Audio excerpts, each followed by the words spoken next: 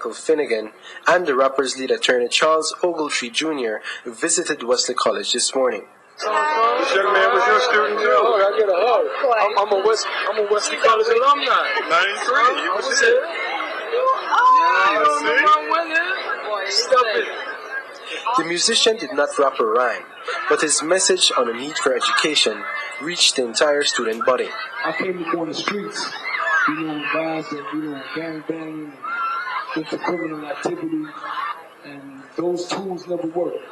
Those tools, you either end up spending the rest of your life in prison or sleeping in a grave for the rest of your life. But with the tools that you're getting here, as far as education is concerned, that's the ultimate tool. And with that tool, you can transcend any situation and transform any situation. Because I'm just like you. You dig? I grew up on Carousel Street. When I was coming up, we didn't even have toilets. You dig? But one of the things my Uncle Finnegan and my father, Prime Minister Barrow, implored upon me was education. Education. And I didn't really get that. I was like, yeah, all right, education, whatever. But as I came up, my music, being Shyne, being able to go from Carousel Street to the United States and sell millions of records, the only way I was able to do that is because I used to be at my Uncle Dennis's house and I used to be in the corner reading the dictionary.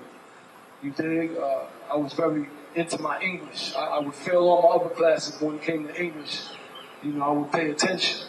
And if it wasn't for that, I would have never sold any records. I wouldn't be able to call Jay-Z on my iPhone, and I wouldn't be able to live the life that I live. Professor Charles Ogletree was a mentor to U.S. President Barack Obama and First Lady Michelle Obama while they were his students at Harvard. Ogletree, an author that has written extensively about the African diaspora, is also Shyne's mentor. The only way our relationship was able to endure was because he grew fond of me. Because I used to write my own motions and send them to him. I wouldn't be able to do that if I didn't go to school, if I didn't graduate high school, if I didn't spend a semester in college. I wouldn't be able to have this man as my mentor because I can't impress him. I can't say, yo, Lil Wayne is my homeboy, Professor, so can I roll with you? He's like, well, I got President Obama on my speed dial, so, but character and integrity and education, these are things that are invaluable. Well, I'm honored to represent Moses Levi, who you know as Shyne, because he has come from this very school, taught by these same teachers, motivated by the same principal here when he was here in 1993. He stumbled up and down, and you know what? Look at him now. Now he can call anybody in the world because education made it important. And Shyne's not my first client. Tupac Shakur was one of my clients as well. And these are young people who all thought education was important, but they also realized that giving back was important as well. Can the young people of Belize, the young people of Wesley College make a difference in Belize and the world? The answer is yes, we can. The dream of Martin Luther King Jr. became a reality with Barack Obama.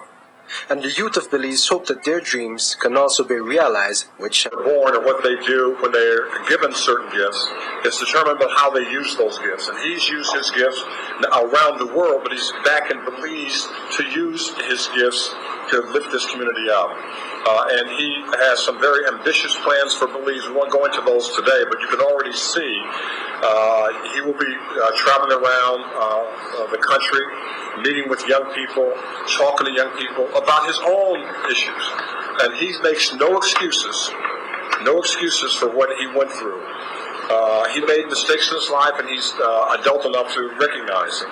And he's a transformed man, as you will see, in what he's been able to do, what he's going to do. Nobody's perfect, and a lot of us grow up in imperfect situations, as myself, and our lives continue to be imperfect. But there are no excuses, and President Obama didn't make excuses. Governor Patterson over there in New York, who was a blind man and the first African-American governor, didn't make excuses. Professor Ogletree, whose grandparents used to pick cotton, didn't make excuses, and I make no excuses. I hold myself accountable for the mistakes I've made in my life, but that's not the end of me or anyone. You make mistakes, and the point is to transform those mistakes, and that's what I've been trying to do. So if I could come here, or I go to that juvenile home and inspire one of those kids, not to be a gangbanger, not to be a criminal activist, but a community activist, that's what I'm here to do.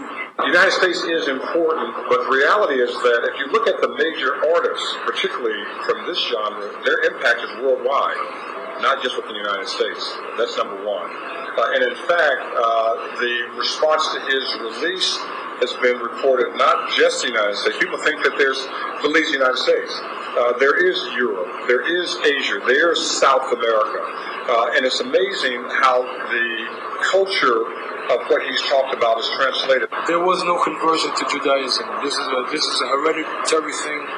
You know, it's in my ancestral background. As you know, many Africans throughout, Central Africa, East Africa, come to believe. You have Stan Creek, Malante, you have all the Africans there. So this is not a conversion, but nonetheless, in life, you are what you are, and this is who I am. I don't want to be like Michael Jordan. I want to be like Moses, or King David, or King Solomon. Those are the guys that I aspire to be like. I didn't want to be like the kingpin on my block. I wanted to be like the guy that parted the seas. That's why I took that name. I make music about life, and one of the greatest musicians is Bob Marley. And he there was nothing misogynistic about his music. There was, but his music, he talked about some harsh reality sometimes.